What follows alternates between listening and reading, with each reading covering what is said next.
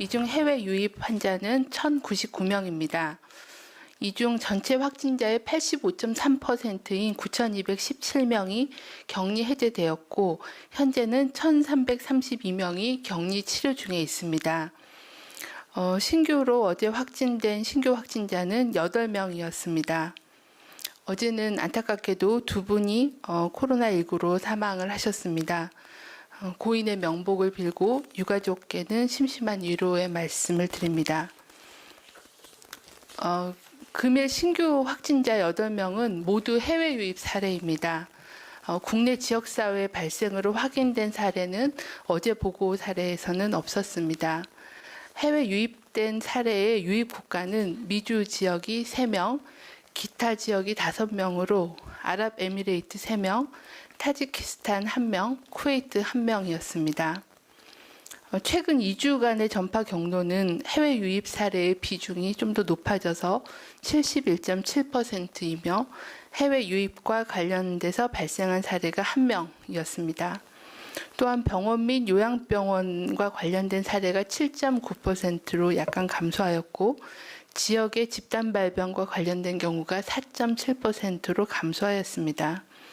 현재 역학조사가 진행 중인 미분류 사례는 8명이었고 전체의 6.3%입니다.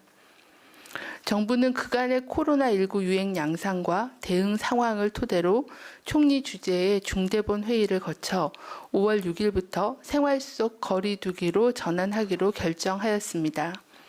코로나19는 단기간 안에 종식이 되는 것은 어렵고 전 세계적으로도 대유행이 장기화될 것이 예상됨에 따라 국민 여러분께서는 방역의 주체라는 인식하에 생활 방역 5대 수칙을 일상생활에서 철저히 준수해 주실 것을 당부드립니다. 또한 올바른 마스크 착용법, 그리고 생활에서 실천할 수 있는 소독 방법, 그리고 65세 이상 어르신 및 만성질환자 등 고위험군의 맞춤형 생활수칙, 그리고 일상 속 건강한 생활습관 등 4개의 보조수칙도 함께 제시해 드렸습니다. 특히 마스크의 경우에는 국민들의 의견 수렴을 받아서 일부 그 수칙의 내용들이 보강이 되었습니다. 침방울을 통한 감염 전파를 차단하는 데 마스크가 도움이 되기 때문에 기존의 그 호흡기 증상자뿐만이 아니라 대중교통 등 환기가 잘 되지 않는 곳에서 다른 사람과 밀접하게 접촉하는 경우 또는 실내 다중이용시설을 이용하는 경우 그리고 실외라고 하더라도 다른 사람과 2m 이상의 거리 두기가 어려운 경우 등의 마스크 착용을 권고하기로 하였습니다. 생활 속 거리 두기의 전환은 지역사회 감염병 확산을 차단하기 위해 일상적인 사회 경제 활동을 영위해 나가는 가운데 방역 활동을 병행한다는 의미입니다. 이는 기존과 같은 일상으로 돌아가는 것이 아니라 감염 예방 수칙이 일상생활에 녹아들어 국민들께서 상시적으로 실천하는 새로운 일상으로 나아가는 것임을 강조하여 말씀드립니다. 또한 코로나19의 상황이 악화되는 경우는 언제든지 강화된 사회적 거리두기로 돌아갈 수 있음을 염두에 두면서 생활 속 거리두기를 계속 유지하기 위해 국민 개개인과 사회와 정부가 함께 노력하는 것이 필요하다는 그런 말씀을 드립니다. 정부는 브리핑에서 말씀드린 것처럼 어제 총리 주재의 중대본 회의에서 코로나19 발생 및 대응 상황을 평가하고 5월 6일부터 생활 속 거리두기 단계로 전환하기로 결정한 바가 있습니다.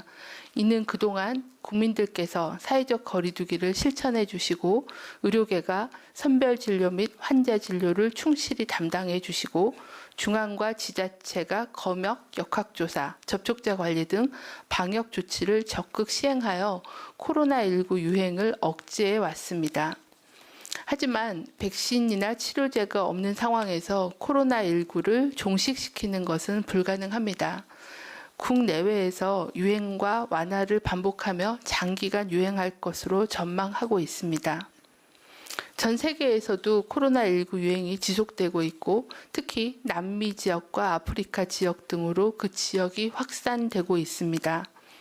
국내에서도 아직까지는 감염 경로를 확인할 수 없는 산발적인 사례가 발생하였으나 사회적 거리 두기의 실천 등으로 대규모의 유행으로 이어지지 않고 조치가 진행 중에 있습니다.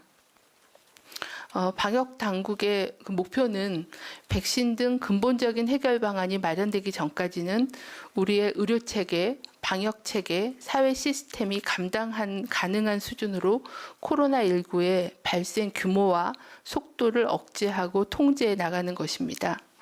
이를 위해서는 보건당국의 검역, 역학조사, 접촉자 관리 등의 방역 조치를 좀 더 효율화하고 전문화시키면서 의료계는 코로나19 환자의 진료 역량을 키우고 또 일반 진료와 병행할 수 있는 의료 시스템을 정비하는 것이 필요합니다.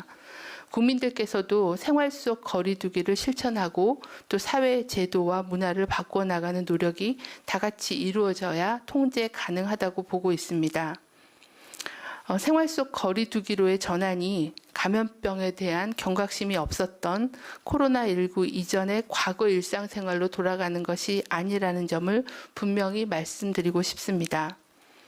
방역당국은 코로나19 국내 유행 상황과 생활 속 거리 두기 이행 상황을 지속적으로 모니터링해서 감염병 상황이 악화되는지 경계하고 살피며 대응 수준을 조정해 나가도록 하겠습니다. 네, 그럼 지금부터 기자님들 질의에 응답하는 시간 갖도록 하겠습니다. 사전에 출입기자단으로부터 받은 사전 질문 먼저 질문 드리겠습니다.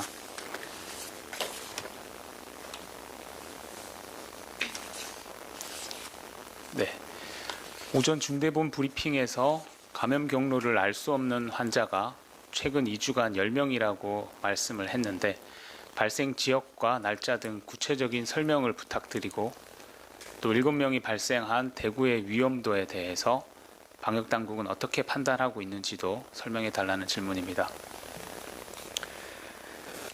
네, 저희가 이제 최근 2주라고 하니까 집계하는 기간에 따라서 명수가 조금 달라질 수는 있습니다. 현재 최근 오늘 브리핑 드린 자료를 기준으로 하면 최근 2주간의 감염 경로가 확인되지 않은 환자 수는 현재 8명으로 집계를 하고 있습니다. 8명의 지역적인 분포는 현재 대구 지역이 4명, 그리고 경기 지역이 2명, 서울이 1명, 경북이 1명입니다. 그래서 현재는 아직까지는 대구 경북 지역에 산발적인 그런 사례가 많이 보고가 되고 있습니다. 그래서 아직은 대구 경북 지역에서는 좀 더 감시 체계를 강화하고 또 적극적인 그런 검사를 통해서 환자를 조기에 발견하는 것이 필요한 상황이고 이러한 강화된 대책에 대해서는 대구 경북 지역하고 계속적인 그런 협의를 진행하면서 추진하고 있다는 말씀드립니다.